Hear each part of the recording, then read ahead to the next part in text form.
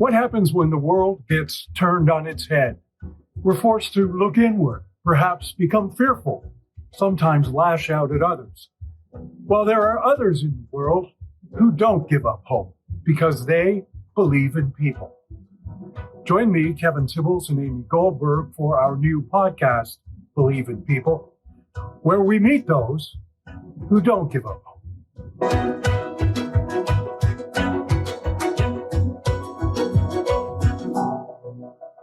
Brian Cuban is many things, a lawyer, an author, an advocate.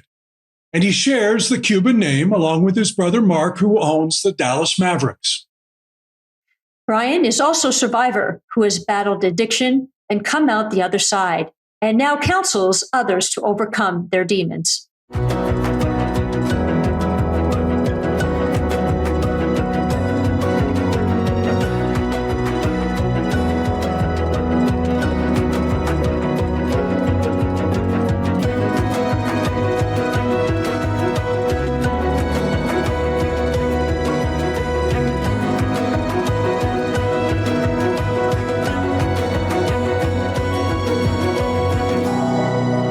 Brian Cuban, welcome to Believe in People.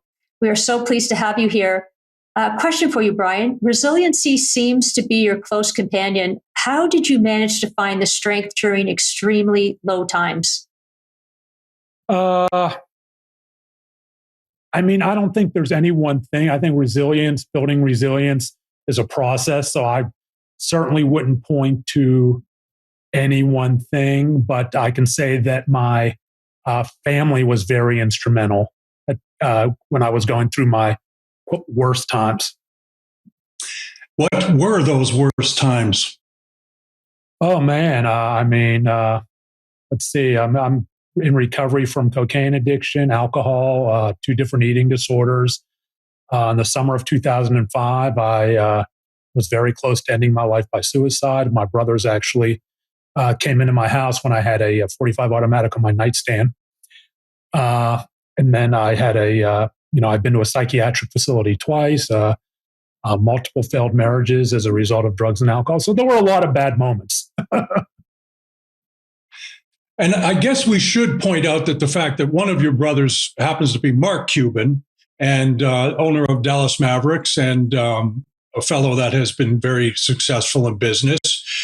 But when you mention family, I don't know if you're talking about a family intervention or whether you're talking about the love of family. I'm talking about the love of family. I'm talking about the love of family. My brothers and I are very close. We have always been close. It's not an accident that here in Dallas, 1,200 miles from where we grew up, we live walking distance to each other, all of us. We have a younger brother, Jeff. So we've always had a very close family, and that was instilled in us by our father at a very early age, who was the middle of 3 boys like me, and he and his brothers were very close. And I just flew out to, and I'm close with his remaining brother, who I just got back from staying in San Francisco. And Brian, so how did this? Very important. And we were talking just before this we started, and just share with us a little bit about your activities as a lawyer. And I know you're not practicing now, but your reasons for sort of diving into that. Sure. Let me give you an idea of what my life was like as a practicing lawyer. So I'll take you all back to the summer of 2007. The Dallas Mavericks were going to the NBA championship for the very first time. My 20th year as a practicing lawyer in Texas. And as you might imagine, I was going to get some pretty good seats to those games. Yep. I also had the opportunity to get a couple of tickets for friends. I called up my brother Mark. I say, hey, yeah, come on over, Brian, get your 2 tickets. So I got them. Do you think I gave them to my friends? Nope. Probably thinking I sold them on eBay for some astronomical amount, right? Thinking like a lawyer. I didn't do that either because that would have been disrespectful to Mark, to the team, to myself. I took those 2 tickets and I traded them to my cocaine dealer for $1,000 in cocaine. Selling them on eBay was disrespectful, but trading them to my cocaine dealer, perfectly acceptable. Right? How the mind works in addiction. My dealer shows up at my house. I was very high class. He delivered. I give him the ticket. He gives me this giant Ziploc baggie of cocaine. I go running up to my home office. I dump it out on the desk in this like this mountain of cocaine like I'm Scarface. Wanted to rub my nose in it, go, right? The little cocaine there where you see Al Pacino lying back in his chair. And of course, I had to do some. So I roll up a dollar bill and I line it out. And cocaine users, we're a funny bunch, or I'm a former user, but we're a funny bunch, especially in pandemic times. You wash your hands, you put on the antiseptic, but we'll stick a dollar bill up our nose who's been used by God knows who and has God knows what on it. Go figure. But cocaine had long stopped giving me the feeling of self-love and confidence that I achieved when I did my first line in the bathroom. I'm in a bathroom in Dallas, Texas in the summer of 1987, and instantly became psychologically dependent on the feeling of loving myself, even if artificially, because I had hated myself my entire young life at that time. And now it was just paranoia and shame and pain. Do I hear the cops outside? I go looking out my window and there's no one out there. But now I'm all paranoid. So I put the cocaine back in the Ziploc baggie. I drive to a Lowe's home improvement store where I buy electrical faceplate outlets, a drill, and a saw. I drive back to my house and I go to the drywall in the upstairs closets, a white plaster drywall, put the saw and the drill, and I cut these fake electrical outlets in the drywall. I take the cocaine, put it in smaller Ziploc baggies, and I slap it behind the drywall and all these fake electrical outlets and drill them closed with the faceplates on. Bzz, bzz, bzz, bzz, thinking I'm the smartest lawyer ever. Like the DEA, the top drug dogs have never thought of that one before. And so I line some more out, and again, just pain and shame and paranoia again. Are the cops out there? I go peeking out my nailed shut curtains because I'm all paranoid. There's no one out there. So, but I'm really paranoid. I go back to those same electrical outlets. This is about an hour later. Bzz, bzz, bzz, bzz. I take the cocaine out. I go to the bathroom in my master bedroom, and I flush it down the toilet, all of it. The next morning comes. I wake up. Did I flush? No, I didn't. Did I do that? I flushed all my cocaine down the toilet. There's another game tonight. What an idiot I am. I call up my brother again. I get 2 more tickets. I call up my drug dealer again. He comes to my house, said, dude, you did all that last night? I don't want to tell him I flushed it down the toilet like a moron. I said, yes, I did it all. Give me more. Okay, here you go. Rinse, wash, repeat. Back up to my desk, dump it out on the desk again, line it out. Again, just pain and shame, chasing a high that was never going to come again. And there was never an epiphany that I had a problem. It was, well, maybe I need to change out the Grey Goose for the change out the Jack Daniels for the Grey Goose. Maybe I need to get a new dealer. Never, Brian. You have an addiction issue. But there was still the paranoia. I hide it behind the electrical outlets again. Bzz, bzz, bzz, bzz. About an hour and a half later, maybe 2 hours now, go back, take it back out again, go to that same master bathroom, drop to my knees like I had done so many times before, hoping, praying, wishing someone or something to take away this pain and shame, and flushed it down the toilet again. They say when Dallas flushes, it runs downhill to Houston. So I think some people in Houston... I've got to ask you this, Brian. Were you ever busted? Did you ever get busted? I have, but not for possession. It was for DWI. Ah, well, which is another addiction. I mean, yes. It wasn't just cocaine; it was alcohol too. So that was what my life was like as a lawyer. That was it. My identity was not as a lawyer; it was somebody struggling with substance use disorder. I've done cocaine in the state courthouse bathroom, the federal courthouse bathroom here in Dallas. I've gone to, and this isn't bragging. This is just addiction. Right. I've showed up to hearings under the influence of Xanax because a lot of my days got to be, especially in the mid 2000s, in the early 2000s, my days were, cocaining through the night and Xanaxing through the day. And so I would, I remember one time I got called down to a TRO hearing that was an emergency hearing, and I already popped 2 Xanax. I'm weaving down the highway to get to this hearing. And I pulled over to the side of the road and snorted a couple lines of cocaine off the back of my hand to balance it out. I show up at this hearing and I'm unshaven, but I did manage to get a suit on, and I'm blabbering, but fortunately the judge talked her way through it, and because it was just a ridiculous motion, so I didn't have to say much, and that was what my life was about. And Brian, what started first for you? Was it the body dysmorphia? Was it drugs? Like, take us through that. It was the body story. dysmorphia. The body dysmorphia started in my teens, and to understand that, you have to understand a lot of the things that correlate with body image issues in teens and adults and body dysmorphic disorder. And for those who don't know what it is, body dysmorphia is a term. Body dysmorphic disorder is the actual diagnosis. And what it is when someone takes a small or even non-existent perceived defect in their body and exaggerates it in their perceived reflection to the point where that it affects their ability to function, quote unquote, normally in life. They don't leave the house. They get countless plastic surgeries, this and that. They take their life by suicide. There's a high suicide correlation. There's a high eating disorder correlation. Many things correlate with body dysmorphic disorder. And from here on, I'll refer to it as BDD.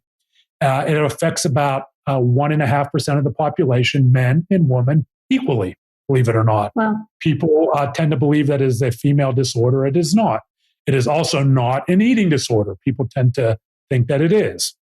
And so for me, it really started back as a young boy growing up in Pittsburgh, a baby boomer, back in the day when social networking was playing kickball on the basketball court.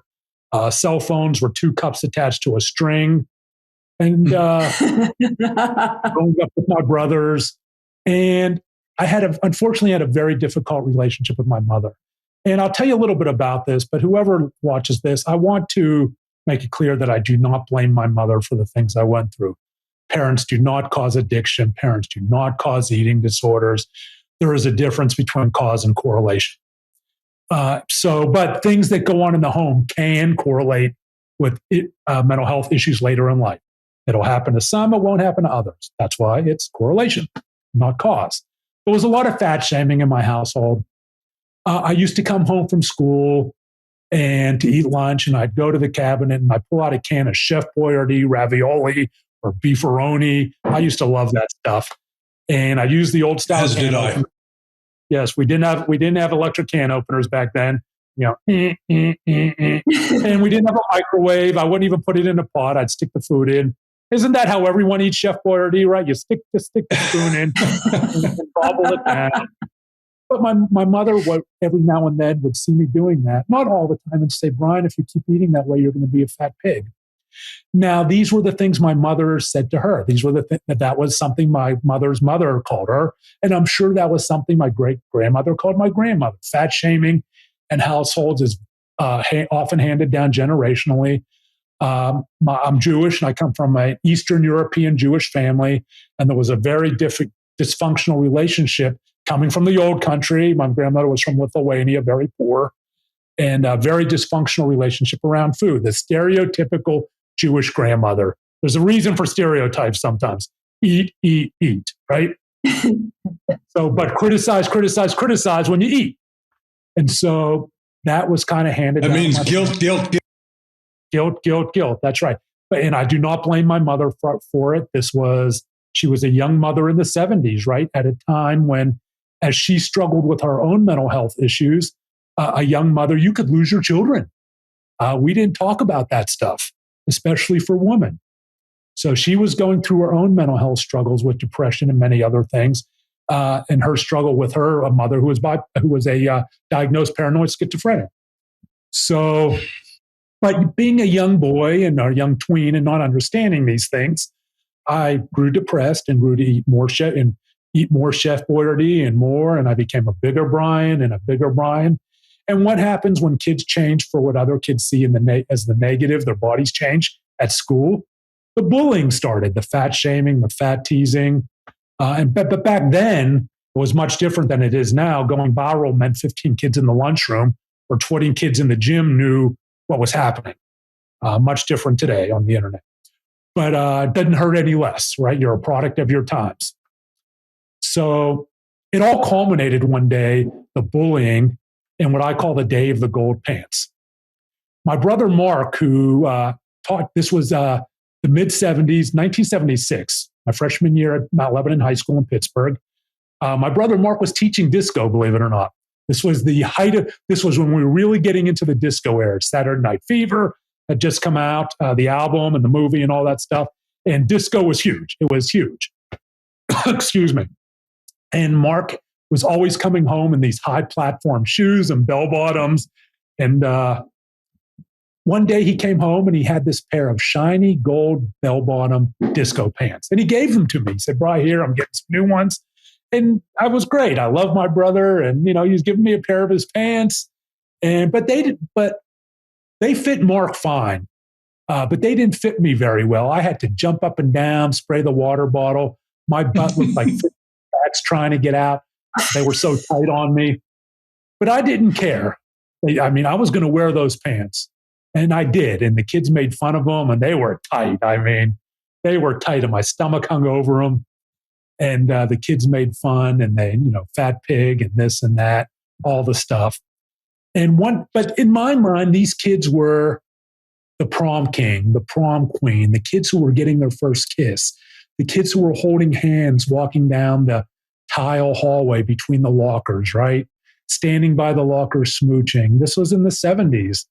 And all the things that I wanted so badly, going to the football games after school together, the after school parties I wanted to be invited to, going to see Cheap Trick, or even back in those days, Billy Joel wasn't big, was big, but the big concerts that I wanted so badly to be included in. So I felt that if I hung around them, even though these kids were making fun of me, one day it would be like a fraternity hazing, and they would say, "Okay, you're now one of us." But that isn't how bullying works. But back in those days, this is before the internet, my images of popularity were the kids I saw every day. And so I'm walking home from school with these kids, a group of kids who, again, were, in my mind, the kids of the group I wanted to be with, but they were also a group of kind of bullies. And we're about a mile from my house, and I'm wearing my shiny gold bell-bottom disco pants, and they're making fun of them. And then one of the kids decides to pull at him at the stomach, and it rips. That's how tight it ripped, right along the zipper. And another kid, wow, and he pulls, and it rips some more.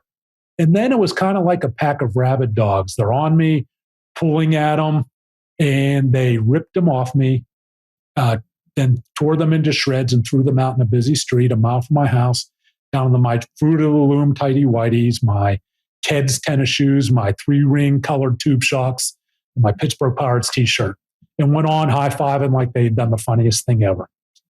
Right. So I walk out into the busy street. I wait for a break for traffic. I walk out in the busy street, head back to the sidewalk with the shreds, and I covered up my tighty whities and waddled home. Boop, boop, boop, boop. People gawked. No one stopped. And I got home, and the house was empty. And I walked down into the basement, and it was these old blue wooden stairs, and they creaked. And with every creak walking down in that basement, I felt like the creaks reverberated throughout the house. They reverberated throughout Mount Lebanon to where my dad was fixing cars a mile and a half away. He could hear it. The creaks reverberated to wherever my brothers were. They could hear it. To the school, everyone at the school would know because they could hear it. And everyone, the world would know my shame. So I had to hide my shame, and I found the wastebasket with the Chef Boyardee cans and newspapers, and I pulled it out, and I put the shreds in the bottom, hoping that would hide my shame and conceal my shame. But that's not how shame works, right? That's not how trauma works. Trauma remembers, trauma threads through life, and has a way of coming out when we least expect it in often dysfunctional ways. And it was right around then, that time, 1976, so I was about 16 years old, that I remember looking at my reflection in the mirror and seeing a different Brian, seeing this huge stomach and a fat pig who would never be loved by anyone, not by his mother, who loved me dearly, but was going through her own mental health issues, would never be respected by my brothers, who would have beat those kids up if I had told them. but I was too ashamed because they would have protected. We were close, and would never have a girlfriend because who would date a fat pig? Would never get married, and that was the beginning.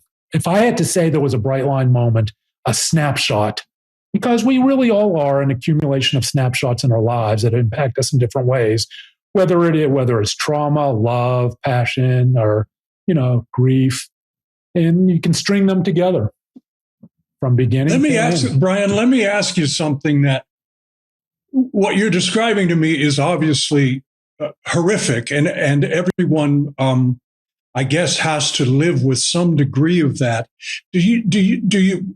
I mean, and you've just told us how it progressed with you. Do you find that in today's internet age, there's a young woman in British Columbia, Canada, who committed suicide as a result of internet bullying.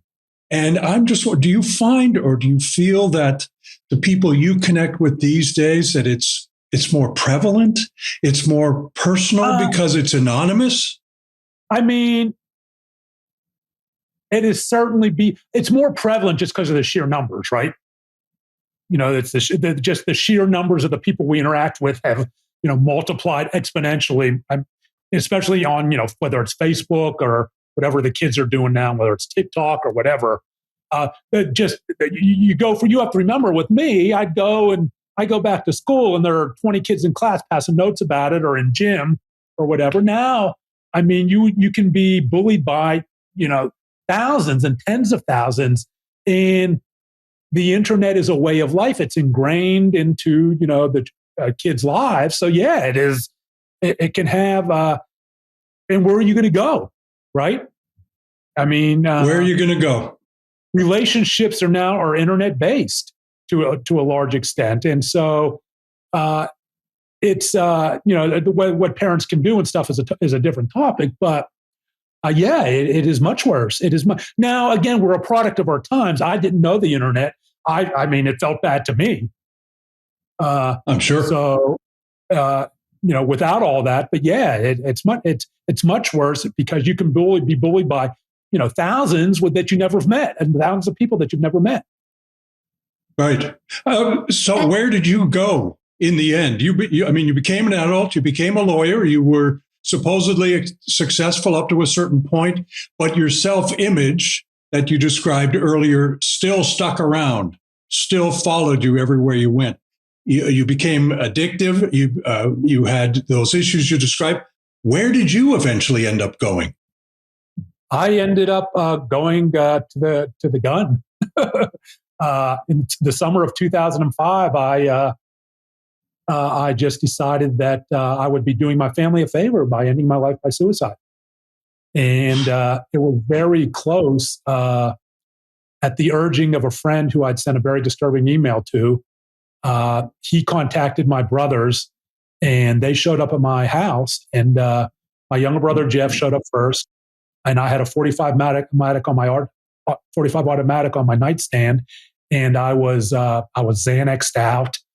And my brother Mark flew in from LA, and they dragged me kicking and screaming in my first two trips down to a psychiatric facility. So that's where that ended up. And even that, I wasn't ready after that. I hate the term rock bottom because that term insinuates that the worst has to happen in our lives before we get better. Yeah. But the goal should always be to recover and find recovery at the highest point, right? Much to their chagrin, I refused any help. They tried to put a psychiatric hold on me, but in Texas, that's difficult. And I'm a lawyer. I knew what to say. So they drove me back to my house and they did what I call the Cuban rehab. They took my car keys and said, stay in your house for 2 weeks and everything will be okay, sober up. And that's not how addiction works. But my family is no different than anyone else. They're struggling to figure it out. And I remember thinking, having my thoughts to that were, that's no problem. My drug dealer delivers. And Brian, when did recovery start for you then? So when did it take? The recovery began. My recovery began. My sustained recovery began in April of 2007. I'd been seeing a lady for about a year at that point. She didn't know my issues. I had a PhD in hiding them, although it was beginning much more difficult because my life had really just, I had gone off the rails long before I met her. And we moved in together, and my thought in moving in together. So I was starting to think about it because I remember when I told one of my drug buddies that I was moving in with her, he said, "How is that going to work? Because you do what you do, she doesn't do what you do, and she's also a lawyer." And I said, "Well, I'm ready. I'm going to stop, and this is going to be a motivational stop." So I'm starting to think about it. The stages of change, right? I'm in the contemplation stage of change. So she moves in, but I didn't stop. Easter weekend 2007, she went away to visit her family in Houston. I went out. The next thing I know, it's Sunday mid-afternoon. She's looking down at me. There's cocaine everywhere. There's alcohol strewn out. I had a almost 2-day blackout. And she's looking down like, what the hell? And probably wondering if she had walked in the right house. I'm looking up, trying to clear my head, wondering what day it is. And because I was devious. I mean, what do we do in the addiction? We lie. I thought, okay, she's going away. I'll go out and party, and then I'll be cleaned up before she gets home, and she'll never know. And so, so I'm trying to think of what lie I can tell to explain this Law and Order episode orgy of evidence that I might not be the person I represented myself to be, right? This upstanding lawyer. And, but there's no way to explain. There's only one explanation for. And so all I could think was kind of a running home to mama. I said, "Take me back to Green Oaks Hospital where I'd gone the first time." And she had no idea I'd been the first time. Like, what? Back? And so she drives me down there, and we're standing now in the parking lot waiting for intake. Now me for the second time in my life. And she's crying, and I'm thinking, I'm in that parking lot. I had a few thoughts. One, she's going to leave. I'd leave, right? She's going to leave me. She didn't. She stood by me, and I found recovery and repaired the broken trust. And now we've been together going on 17 years and married going on 5. So not all relationships will survive it, but ours was able to. One, because she's a saint. And 2, because I had to do the work for me, right? I couldn't do it for her. I couldn't do it for my family. I couldn't do it for my pets. I couldn't do it for my parents. It had to be for me because parents pass. I just lost my mom in February, and my dad passed in 2018. Spouses and significant others leave, right? Or trauma happens in life. Pets die. And recovery has to be stronger than all of that. And so that was one thought. The second thought was there wouldn't be a third trip back because I'd be dead. And the third thought was about my father. My father, who was a veteran of the Pacific, fought at Okinawa, was a CB in World War II, fought in Korea. My father, who was the middle of 3 boys like me. My father, who operated a trim shop. And if you don't know what a trim shop is, they put on convertible seats, they upholster seats, they put on convertible tops. Very blue collar guy. He ran that trim shop with his older brother, Marty, from the end of the Korean War until his brother passed in 1999. And I thought about what he used to say to Mark, Jeff, and I growing up. He'd say, "Guys, whatever you do in life, wherever you go, pick up that phone and check on your brothers. Tell your brother you love him. Make sure your brothers are okay." He was giving us the gift of family that his father had instilled in them. Even though, his father, there was a difficult relationship just because of the old school stuff. His father was very closed off emotionally. But he and his brothers were so close. And this was a gift that he was passing down to us. And I wasn't ready to lose that gift. I wasn't ready to lose my family.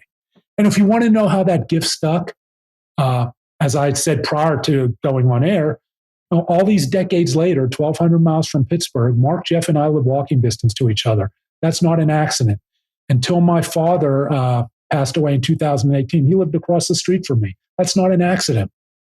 And that was a gift I didn't want to lose. And I knew I was close to it. I wouldn't lose my brother's love, but they were frustrated, and family's distance. Family's distance. I wasn't seeing my nieces and nephews. I wasn't seeing my brothers. I wasn't seeing my parents. And I decided it was time. One of the things that you pointed out is that, no one else can do it for you, correct? Your spouse can't do it for you. Your family can't do it for you. You have to do it for you. Family and spouses and friends can be supportive and help lay a framework, right? But no one can help you, here's the road you can take, but if you don't want to take them at a point, it's all on you, right? My family tried to do it. I mean, I am very privileged, and I should acknowledge that. It would be disingenuous not for me to acknowledge the privilege that I've grown up with. Even middle class is privilege, right? And I have last name privilege. I have skin color privilege. I have financial privilege. When I was in Green Oaks, when I was in the psychiatric hospital the first time, my brothers were willing to send me anywhere. Self-pay at a drop of a hat. They would have flown me to any treatment center I wanted right there. And I won't do it. I have privilege that so many people don't have. And that is important to acknowledge, because we say that addiction doesn't discriminate, and it may not discriminate on an individual basis. It can hit anyone on an individual basis, but it in fact does impact different demographics differently. Yeah, communities of color, BIPOC. And so, all the different communities that, as communities may not have the resources, may not have the community resources, all these different, so that's important to acknowledge. And so, and Brian, and you're turned around and you're helping others. How do you do that? Yeah, I just wanted one more thing. My recovery started in 12-step, April 8, 2007. It was 12. I walked into the room as a 12-step, and that is how my recovery started. And I've also been in counseling. I'm still in counseling today to deal with a lot of the underlying trauma and body image issues. But 12-step was my main conduit of recovery, and so I wanted to get that out there.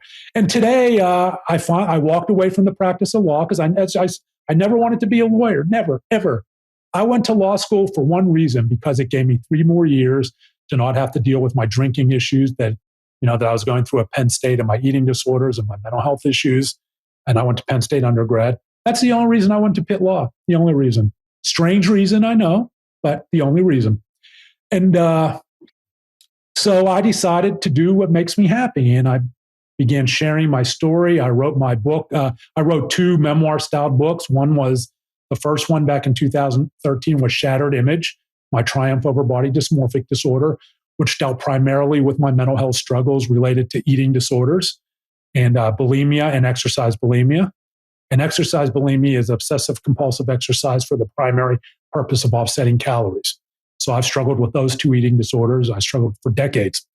And then The Addicted Lawyer, Tales of the Bars, Booze, Blow, and Redemption, which outlined my struggles with addiction as a practicing lawyer and through law school. And then I learned that there were people who my words impacted.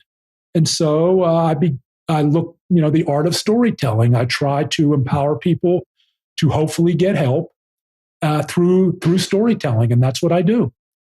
And I'm not an expert in anything, right? I am not an expert in anything but my own story. People say, well, you're an expert in this. No. I mean, experts, as a lawyer, I don't consider myself an expert in anything but my own journey. I don't go out there and try to say, come to me and do this, and I can make you, and I can cure you. It irritates me when I see people in recovery make outlandish claims about things they can do to help others. Now, we have recovery coaches and things like that, and that's great. But I think it's disingenuous for me to call myself anything but a person in long-term recovery who knows his own story.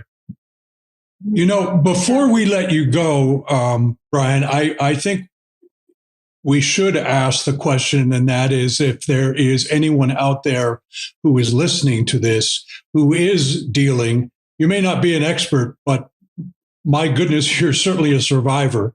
What should someone do who has a 45 on the nightstand? That has a 45 on the nightstand? What, are you assuming someone, I mean, there's no way for me to answer that question. Someone who is that, there's someone who is that deep into suicidal thoughts. My what I would be talking to the people around them and not to that person, right? To stay engaged, to stay engaged, to ask people how they're doing, ask your family members how they're doing, to engage as much as possible, and take a mental health first aid class to help you see the signs. For something like that, I'm talking to the family, talking to the friends, so you can see the signs of that. Because I can tell you, as someone who's been there, suicidal ideation can, for me personally, came across me very quickly, and it can be boom, boom. And that's where I see a lot of guilt with families who have been through this. What did we see? What didn't we do? And there is tremendous guilt. But sometimes, you can miss subtle signs, but you can't always be there. But do everything you can to educate yourself as family and friends to understand what it means for someone to be going through depression and for someone to transition into suicidal ideation that can transition into actually creating a plan and getting the means, which is where it really gets serious, which is where we really have trouble. So take a mental health first aid class, learn the 2 ask rule, right? First question, how are you doing? And before that question breaks, do you know that if you want to talk, I am there for you? And it can't be performance art. If you're going to ask those 2 questions, I have a plan when they come to you to get them through. That's very helpful. That's very helpful, Brian. Thank you for that perspective. And also, we ask our guests this last question: why do you believe in people? I believe in people's. Everyone has the ability. I believe that everyone has the ability to use the tool we've all been given, some more than others, and it can be learned as well.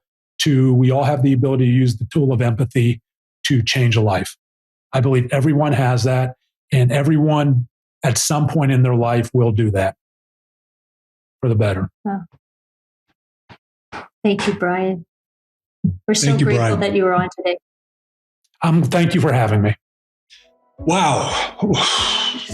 That took my breath away. What a conversation. What a story. What a history. And the fact that this man has been able to pull himself up from the depths that he was in is just remarkable. And the fact that he's sharing his story to help others, Amy. And Kevin, wow. I mean, the fact that we have a better understanding too from our side who have watched somebody struggle, to have a better understanding of how to approach somebody who's struggling. And so grateful for Brian for that. Well, thank you, Brian, and thank you all for listening in. And hopefully you'll be able to join us again for Believe in People. Thank you.